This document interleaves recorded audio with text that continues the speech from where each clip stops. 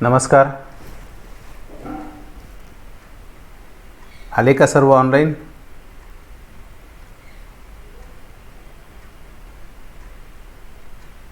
महाराष्ट्र राज्य state quota आरोग्य विज्ञान पदवी अभ्यासक्रमाच्या प्रवेश प्रक्रियाच्या या यूट्यूब लाईव्ह वेबिनारमध्ये मी मनोज भावसार सर आपल्या सर्वांचं प्रथमतः स्वागत करतो. वैद्यकीय प्रवेश प्रक्रिया ही अत्यंत गुंतागुंतीची व किचकट प्रक्रिया आहे. याविषयी माहिती व्हावी, प्रवेशाचे काम सुलभ व्हावे या हेतूनं या लाईव्ह वेबिनारचं आयोजन करण्याचा प्रयत्न मी केलेला आहे.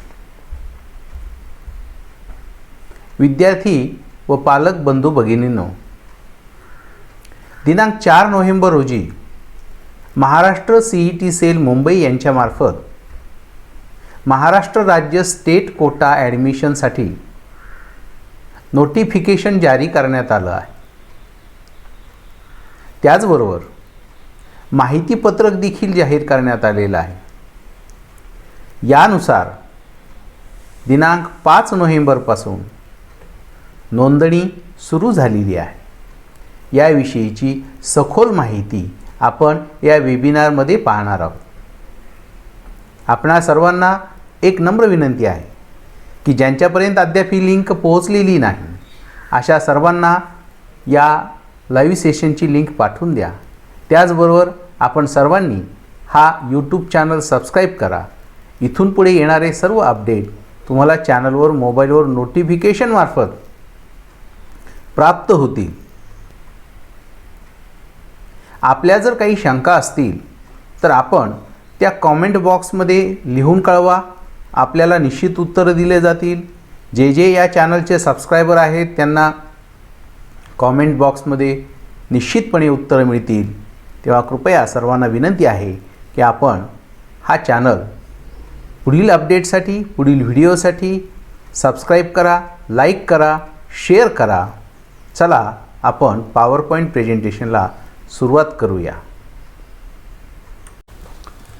विद्यार्थी व पालक बंधू भगिनींनो, आरोग्य विज्ञान वैद्यकीय अभ्यासक्रमाच्या प्रवेश प्रक्रियेचे एकूण 3 चॅनल आहेत.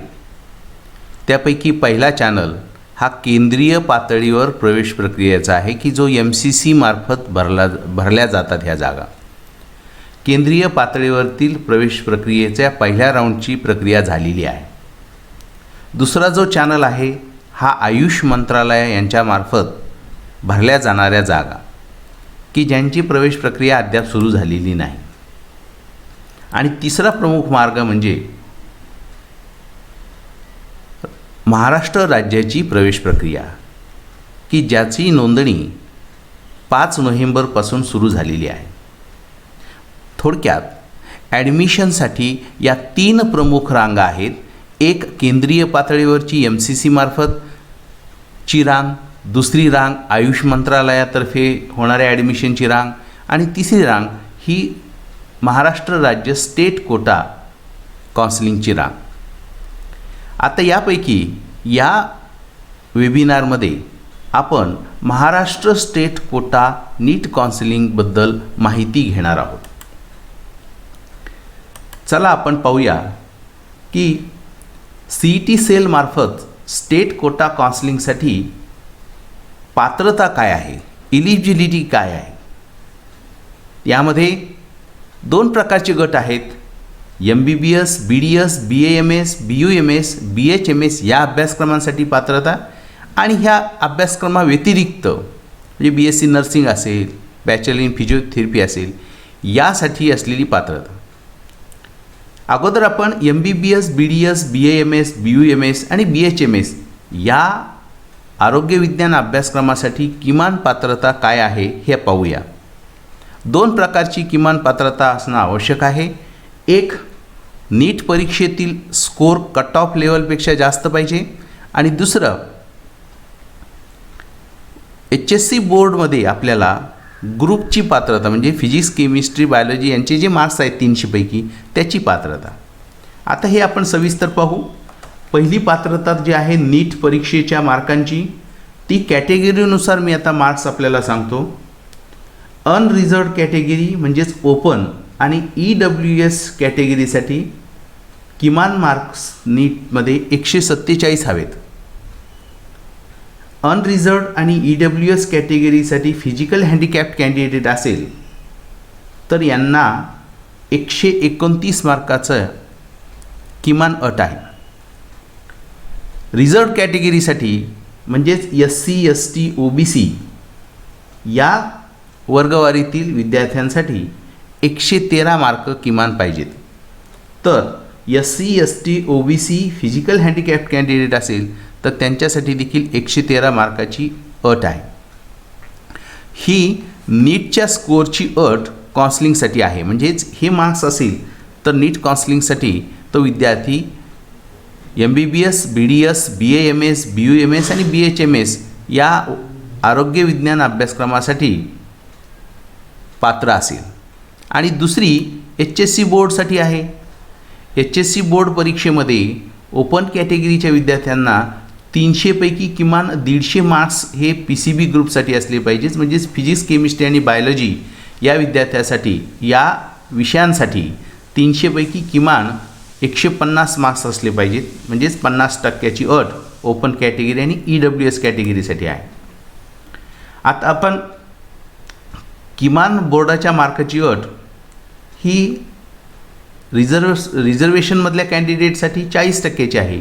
म्हणजेच 300 मार्कापैकी किमान 120 मार्क्स हे फिजिक्स, केमिस्ट्री, बायोलॉजी या विषयांचे एकत्रित 120 मार्क्सपेक्षा जास्त मार्क्स हवेत.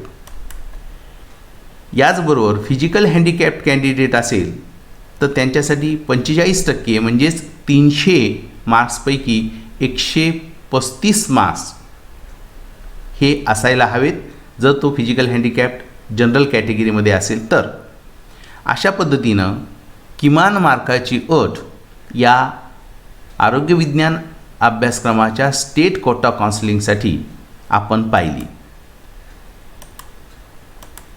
आता आपण पाहूया की शासकीय, त्याचबरोबर शासकीय अनुदानित MBBS आणि BDS कॉलेजच्या ॲडमिशन कोटाचे एकत्रित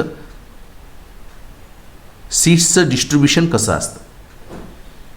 तर 100% जागापैकी गव्हर्मेंट आणि गव्हर्मेंट एडेड MBBS BDS कॉलेजच्या 15% जागा ह्या ऑल इंडिया कोट्यातून भरल्या जातात, की ज्या MCC मार्फत भरण्यात येतात. म्हणजेच मेडिकल काउन्सिलिंग कमिटी नवी दिल्ली यांच्यामार्फत भरण्यात येतात.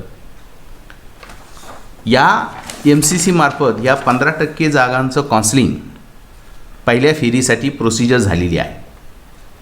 त्यानंतर 85% जागा ह्या स्टेट कोटामार्फत म्हणजे CET सेल महाराष्ट्र यांच्यामार्फत भरण्यात येतात. आजच्या आपण वेबिनारमध्ये ह्या 85% जागाबद्दल माहिती घेणार आहोत. अशा पद्धतीने 100% जागाचं हे डिस्ट्रीब्युशन शासकीय आणि शासकीय अनुदानित MBBS BDS कॉलेजसाठी आहे.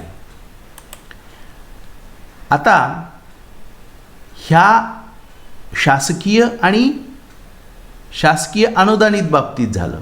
या व्यतिरिक्त इतर कॉलेजच्या बाबतीत काय परिस्थिती आहे, तर जे प्रायव्हेट कॉलेजेस आहेत परंतु MBBS आणि BDS नाहीत, म्हणजेच अदर दॅन MBBS BDS, या कॉलेजच्या ॲडमिशन कोट्याबद्दल आपण माहिती घेऊ. एकूण 100% जागापैकी 85% जागा ह्या स्टेट कोट्यामार्फत भरल्या जातात, तर 15% जागा ह्या इन्स्टिट्यूशनल कोट्यामार्फत भरल्या जाणार आहेत. इन्स्टिट्यूशनल कोटा यांच्यामार्फत भरल्या जाणाऱ्या जागांची प्रोसिजर मी आता तुम्हाला सांगणार आहे. MBBS BDS व्यतिरिक्त जे प्रायव्हेट कॉलेजेस आहेत त्यांच्या इन्स्टिट्यूशनल कोट्यासाठी 13/10/2020 रोजी वैद्यकीय शिक्षण विभाग महाराष्ट्र शासन यांच्यामार्फत जे नोटिफिकेशन जारी करण्यात आलेलं आहे त्यांच्यानुसार ह्या जागा रिस्पेक्टिव्ह इन्स्टिट्यूशन मार्फत अप्लाय करून भरल्या जाणार आहेत. हे या ठिकाणी हा बदल या वर्षीच्या काउन्सिलिंगसाठी लक्षात घेतला पाहिजे. MBBS आणि BDSच्या जागा मात्र 15% जागा ह्या स्टेट कोटामार्फतच आणि काउन्सिलिंगमार्फतच भरल्या जाणार आहेत, हेही आपण या ठिकाणी लक्षात घेतलं पाहिजे. पुढचा आपला महत्त्वाचा मुद्दा आहे डॉक्युमेंट व्हेरिफिकेशनच्या बाबतीमध्ये. तर डॉक्युमेंट व्हेरिफिकेशनसाठी आपण जे डॉक्युमेंट्स स्कॅन करून अपलोड करणार आहोत त्यांचं व्हेरिफिकेशन होणार आहे. स्टेट मेरिट लिस्ट जी आहे ती तयार केली जाते आपण प्रोव्हाइड केलेल्या रजिस्ट्रेशनच्या माहितीनुसार. त्यामुळं माहिती ही अचूक भरली गेली पाहिजे. जी काही स्टेट मेरिट लिस्ट प्रिपेअर केली जाते आणि आपल्याला स्टेट मेरिट लिस्ट नंबर म्हणजेच SML नंबर दिला जातो, तो आपण प्रोव्हाइड केलेल्या डॉक्युमेंटनुसार दिला जातो, आपण प्रोव्हाइड केलेल्या माहितीनुसार दिला जातो. ह्या सर्वांचं व्हेरिफिकेशन आपल्याला अलॉट केलेल्या कॉलेजवर होणार आहे. Verification of original documents shall be done by the admitting college authorities in which the candidate submits her or his document for admission. ॲडमिशनसाठी जिथे आपल्याला डॉक्युमेंट सबमिट करायचं तिथे हे व्हेरिफिकेशन होणार आहे असं ह्या माहितीपत्रकामध्ये स्पष्ट दिलेलं आहे. आता महत्त्वाचं म्हणजे की जेव्हा आपल्याला या रजिस्ट्रेशनच्या प्रोसिजरला सुरुवात करायची तेव्हा स्टेट कोटासाठी किंवा इन्स्टिट्यूशनल कोटासाठी रजिस्ट्रेशन कुठल्या वेबसाईटवर करायचं, तर CET सेलची अधिकृत साईट www.mahacet.org या अधिकृत साईटवर नोंदणी सुरू झालेली आहे. जेव्हा तुम्ही या साईटवर भेट देताल तेव्हा जे होम पेज ओपन होईल ते आपल्याला स्क्रीनवर दिसेल. या होम पेजवर उजव्या बाजूला आपल्याला नीट UG 2020 कॅप पोर्टल असा टॅब दिसेल. रजिस्ट्रेशनसाठी ॲडमिशनसाठी हे पोर्टल महत्त्वाचं आहे, कॅप पोर्टल. या टॅबवर आपल्याला क्लिक करायचं आहे. नीट UG म्हणजे अंडर ग्रॅज्युएट 2020 कॅप पोर्टल इथे आपल्याला क्लिक करायचं आहे. जेव्हा आपण इथे क्लिक कराल तेव्हा पुढचं जे पेज आहे ते ओपन होईल. आपल्याला स्क्रीनवर ते पुढचं पेज देखील दिसेल. हे पेज ओपन झाल्यानंतर या पेजमध्ये आपल्याला ॲडमिशन पोर्टल दिसेल आणि ह्या ॲडमिशन पोर्टलचं होम पेज असेल. या होम पेजवर न्यू रजिस्ट्रेशन अँड पेमेंट असा या ठिकाणी टॅब आपल्याला दिसेल. न्यू रजिस्ट्रेशन अँड पेमेंट या टॅबला क्लिक करून आपल्याला रजिस्ट्रेशन करायचे. तत्पूर्वी ब्राउचर वाचून घ्या. याच वेबसाईटवर ब्राउचर दिलेलं आहे. गेल्या वर्षीचे कट ऑफ दिलेले आहेत. सीट मॅट्रिक्स दिलेला आहे म्हणजे एकूण जागा किती आहेत, कोणत्या कॉलेजला, कॅटेगरीनुसार त्याचं वर्गीकरण दिलेलं आहे ते बारकाईने पाहून घ्यायचं आहे. आणि कुठल्या कोट्यासाठी आपल्याला अप्लाय करायचं हे या रजिस्ट्रेशनमधून आपण ठरवू शकतो. त्याबाबतची माहिती मी पुढच्या स्लाईडमध्ये देणार आहे. न्यू रजिस्ट्रेशन अँड पेमेंट या टॅबला क्लिक करायचं आहे. शेजारीच इथे आपल्याला वेळापत्रक दिसेल. यामध्ये स्पष्ट दिसेल आपल्याला की रजिस्ट्रेशनच्या तारखा कशा आहेत, प्रोव्हिजनल मेरिट लिस्ट कशी होणार आहे. पुढे वेळापत्रकाच्या स्लाईडमध्ये याची माहिती आपल्याला होईल. या टॅबवर क्लिक केल्यानंतर रजिस्ट्रेशनचं पेज ओपन होईल आणि आपण रजिस्ट्रेशनला सुरुवात करू शकतो. पुढच्या स्लाईडमध्ये पहा. आता जेव्हा आपण रजिस्ट्रेशनच्या टॅबला क्लिक करू तेव्हा असं पेज ओपन होईल जे आपल्याला स्क्रीनवर दिसतंय. यामध्ये रजिस्ट्रेशन एक टॅब आहे आणि लॉग इन एक टॅब आहे.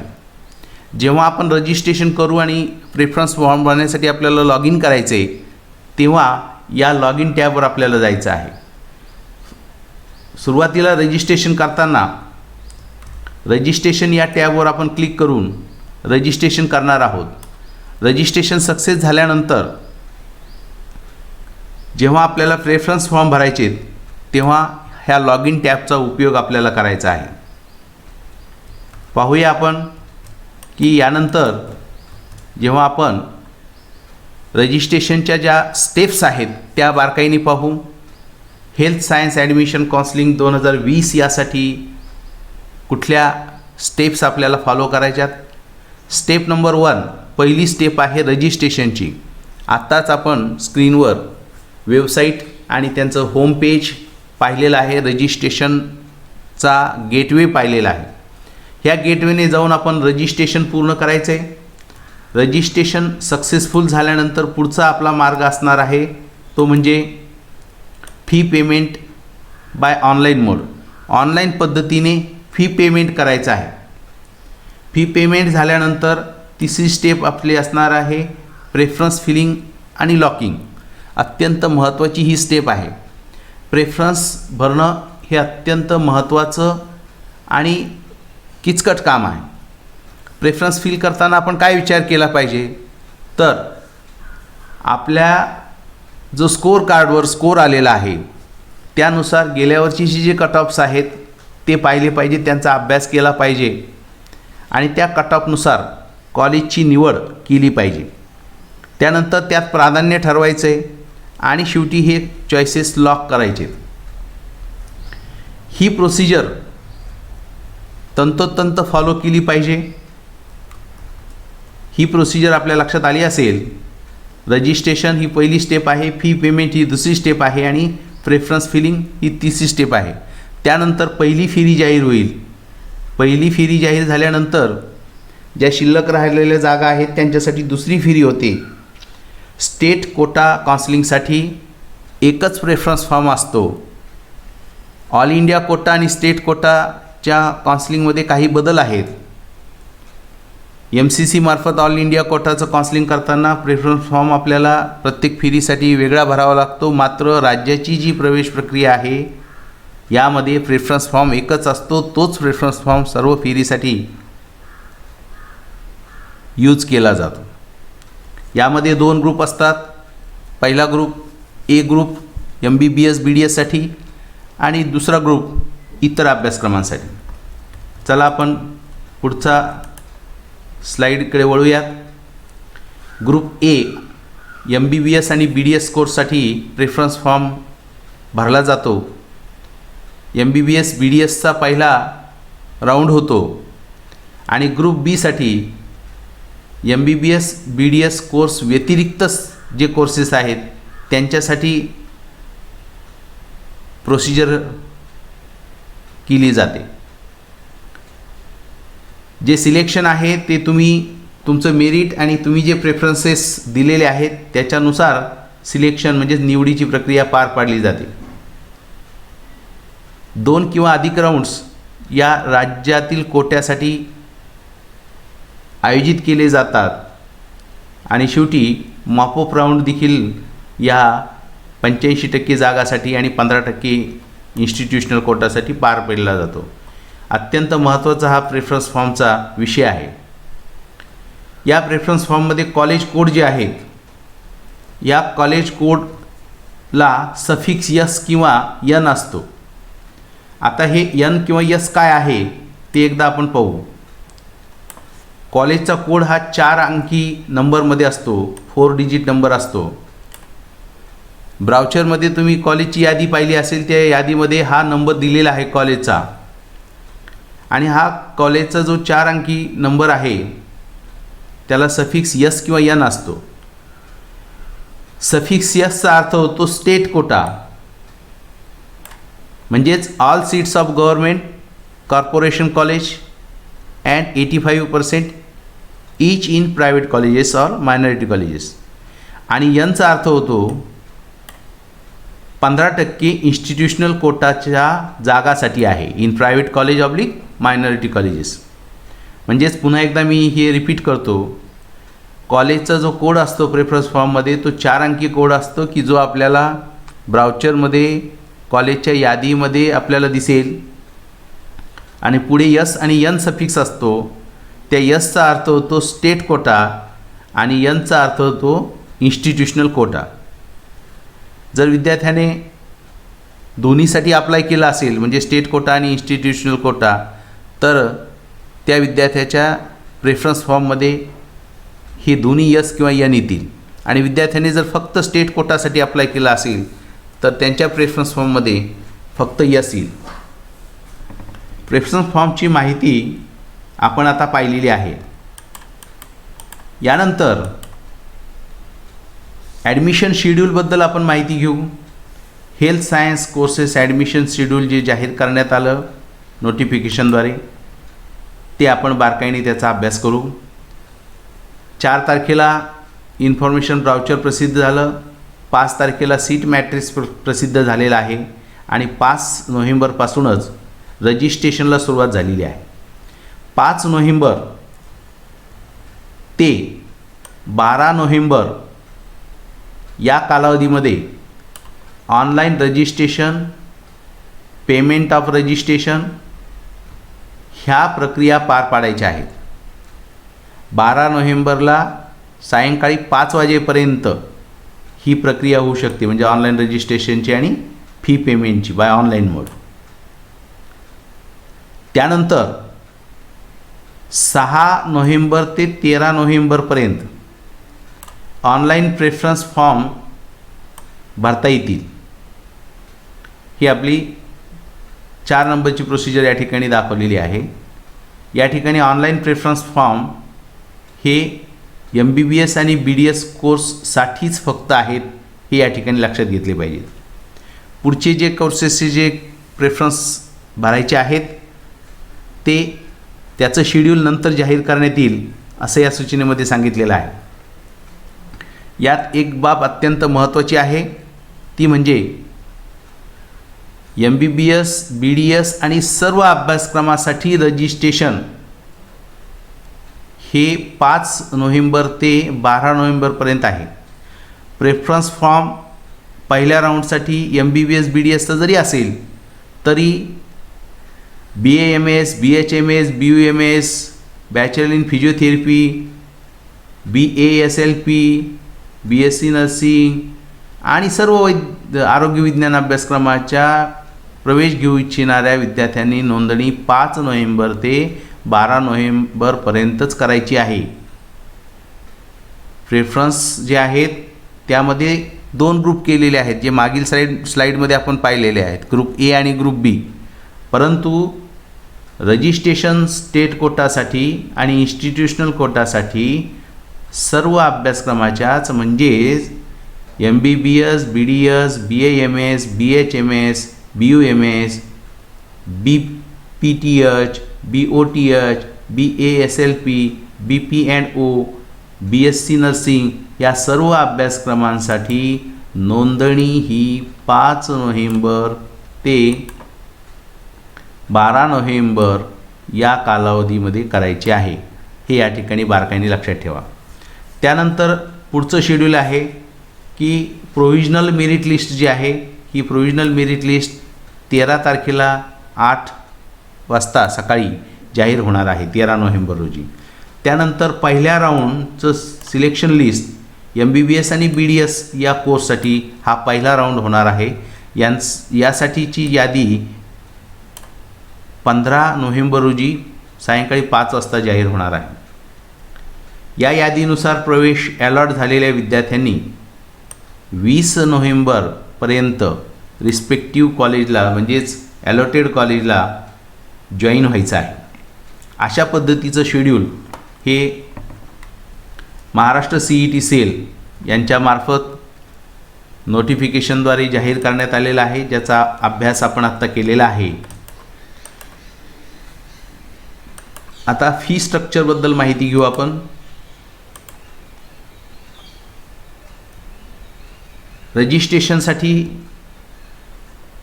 आपण ज्या कोट्यातून अप्लाय करणार आहोत त्याचं फी स्ट्रक्चर आपल्याला स्क्रीनवर दिसेल.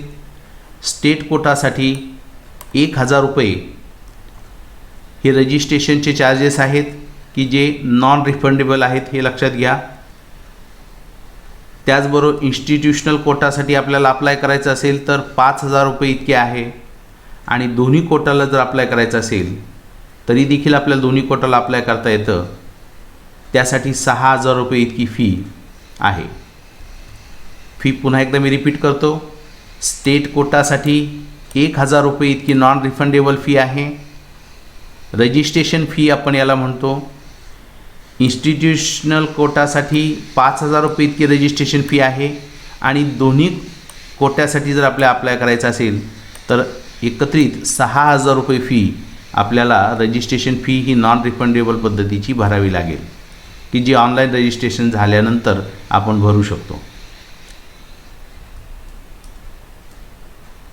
आपणा सर्वांना एक नम्र विनंती आहे की अद्यापही ज्यांनी चॅनल सबस्क्राईब केलेला नाही त्यांनी चॅनल सबस्क्राईब करा, कारण यानंतर आयुष मंत्रालयामार्फत होणारी प्रवेश प्रक्रिया सुरू होणार आहे. त्याच्याविषयीची माहिती अशाच लाईव्ह वेबिनारमार्फत आपणास मिळणार आहे. त्याचं नोटिफिकेशन आपल्याला आपल्या मोबाईलवर प्राप्त होईल. येणारे काही बदल असतील, अपडेट असतील, ते देखील आपल्याला या यूट्यूबच्या माध्यमातून पोहोचवले जातील. त्यासाठी आपण अद्याप जर चॅनल सबस्क्राईब केला नसेल तर चॅनल सबस्क्राईब करा, लाईक करा आणि शेअर करा. ज्या सन्माननीय बंधू भगिनींना अद्यापही जॉईन होता आलं नाही या यूट्यूब लाईव्ह वेबिनारला, त्यांच्यासाठी हे यूट्यूबला अपलोड केलं जाईल. नंतरही ते यूट्यूबवर हा लाईव्ह सेशन पाहू शकतील. आपण आता पुढच्या आणि अंतिम भागाकडे येणार आहोत, की ज्यामध्ये अत्यंत महत्त्वाचा प्रश्न असतो की ह्या ॲडमिशनसाठी आपल्याला कागदपत्र कोणकोणते लागतील. स्टेट कोटा ॲडमिशनसाठी जे कागदपत्र लागतील त्याची यादी आता बारकाईने आपण पाहणार आहोत. ॲडमिट कार्ड पहिलं डॉक्युमेंट जे लागेल ते ॲडमिट कार्ड आणि मार्कशीट नीट UG 2020 एक्झामिनेशनचं स्कोअर कार्ड. मार्कशीट म्हणजे स्कोअर कार्ड जे आपल्याला NTA मार्फत मिळालेलं आहे ते आवश्यक आहे. त्याचबरोबर ॲडमिट कार्ड जे आपण परीक्षेच्या वेळी डाउनलोड केलेलं होतं ते देखील लागणार आहे. 2 नंबरचं डॉक्युमेंट आहे नॅशनॅलिटी सर्टिफिकेट. 3 नंबरचं डॉक्युमेंट आहे डोमेसाईल सर्टिफिकेट. 4 नंबरचं डॉक्युमेंट जे आहे ते 10वीचं सर्टिफिकेट, की जो बर्थ डेट प्रूफ म्हणून घेतला जातो, त्याऐवजी स्कूल लिव्हिंग सर्टिफिकेट देखील चालू शकेल. त्यानंतर 12वीचं स्टेटमेंट ऑफ मार्क्स म्हणजे 12वीचं मार्कशीट हे 5 नंबरचं डॉक्युमेंट आहे. मेडिकल फिटनेस सर्टिफिकेट हे 6 नंबरचं डॉक्युमेंट आहे. मेडिकल फिटनेस सर्टिफिकेटचा नमुना ॲनेक्सर H मध्ये म्हणजेच ह्या ब्राउचरमध्ये दिलेला आहे. तो डाउनलोड करून घ्या आणि ते मेडिकल फिटनेस सर्टिफिकेट हे आपल्याकडं असलं पाहिजे.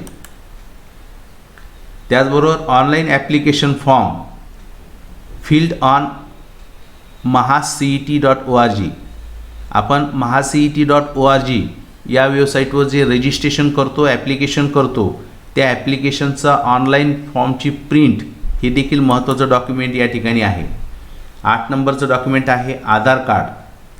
आता हे जे काही आपलं डॉक्युमेंटची यादी होती ही कॉमन आहे, सर्व कॅटेगरीसाठी हे डॉक्युमेंट्स लागतील.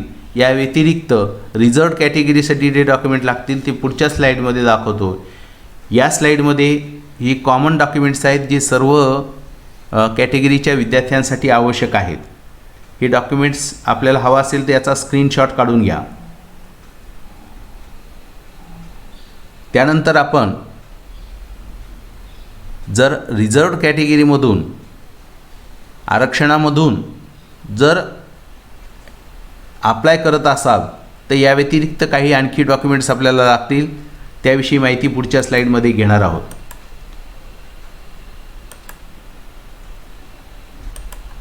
रिझर्वेशनमधल्या कॅन्डिडेटसाठी पहिलं डॉक्युमेंट आवश्यक आहे ते म्हणजे कास्ट सर्टिफिकेट. दुसरं डॉक्युमेंट म्हणजे कास्ट व्हॅलिडिटी सर्टिफिकेट. त्यानंतर जर आपण VJ, NT1, NT2, NT3 OBC कॅटेगरीमध्ये किंवा SBC कॅटेगरीमध्ये असाल तर आपल्याला नॉन क्रिमिलियर सर्टिफिकेटची देखील आवश्यकता असणार आहे. पुढचं D सर्टिफिकेट जे सांगितले ते eligibility certificate for EWS candidate, जे EWS या वर्गवारीतून ॲडमिशन घेणार आहेत त्यांच्यासाठी इकॉनॉमिकली वीकर सेक्शनचं प्रमाणपत्र असणं आवश्यक आहे. आता स्पेसिफाईड रिझर्वेशन क्लेममधून जर काही विद्यार्थी असतील तर त्यांच्यासाठी जे डॉक्युमेंट्स आहेत ते म्हणजे डिफेन्स कॅटेगरीसाठी असेल तर डिफेन्स कॅटेगरी सर्टिफिकेट त्या ठिकाणी आवश्यक आहे. त्याचबरोबर जर PWD कॅन्डिडेट असेल म्हणजे person with disability, handicap candidate असेल तर त्यासाठी पर्सन विथ डिसॅबिलिटीचं PWD सर्टिफिकेट असणं आवश्यक आहे. महाराष्ट्र कर्नाटक बॉर्डर क्लेमसाठी MKB सर्टिफिकेट असणं गरजेचं आहे. हे त्या कॅटेगरीच्या विद्यार्थ्यांसाठी, इतरांना हे लागणार नाही हे लक्षात घ्या. ही जी स्लाईडमध्ये जे डॉक्युमेंट्स दाखवलेले आहेत ते पर्टिक्युलर त्याच विद्यार्थ्यांना लागतील जे त्या कॅटेगरीमधून ॲडमिशन क्लेम करतील त्यांच्यासाठी. याचे क्लेम म्हणजे हिलरी एरियामधून जर काही विद्यार्थ्यांनी क्लेम केला असेल तर त्यांच्यासाठी हिलरी एरियाचं सर्टिफिकेट असणं आवश्यक आहे. त्याचबरोबर मायनॉरिटीसाठी देखील मायनॉरिटीमधून जर अप्लाय केला असेल तर त्यांच्यासाठी कुठलं डॉक्युमेंट लागेल तर मायनॉरिटीचं सर्टिफिकेट त्या ठिकाणी असणं आवश्यक आहे. म्हणजेच जैन, मुस्लिम, ख्रिश्चन मायनॉरिटी कॅन्डिडेटसाठी हे या ठिकाणी स्कूल लिव्हिंग सर्टिफिकेटवर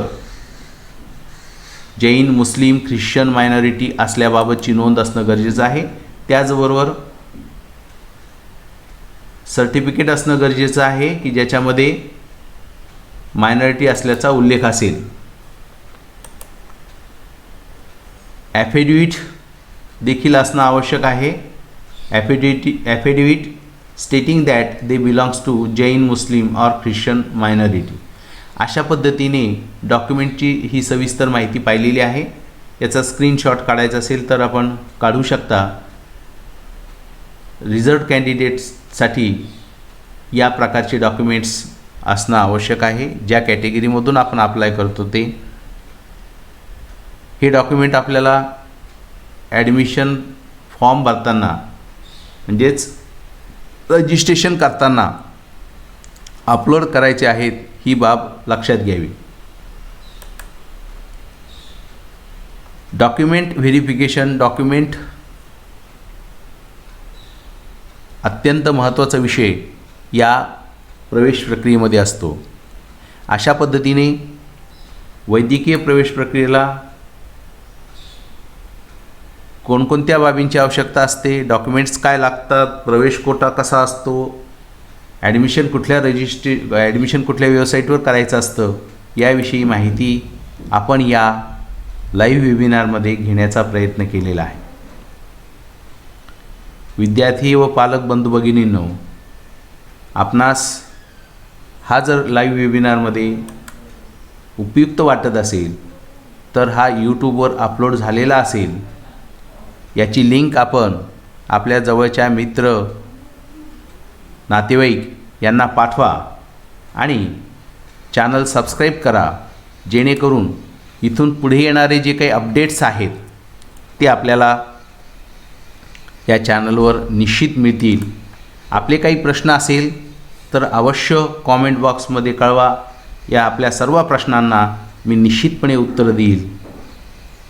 आपल्या सर्वांनी या लाईव्ह वेबिनारमध्ये सहभाग नोंदवला, आपण पार्टिसिपेट झालात त्याबद्दल आपल्या सर्वांचे मी आभार मानतो. धन्यवाद.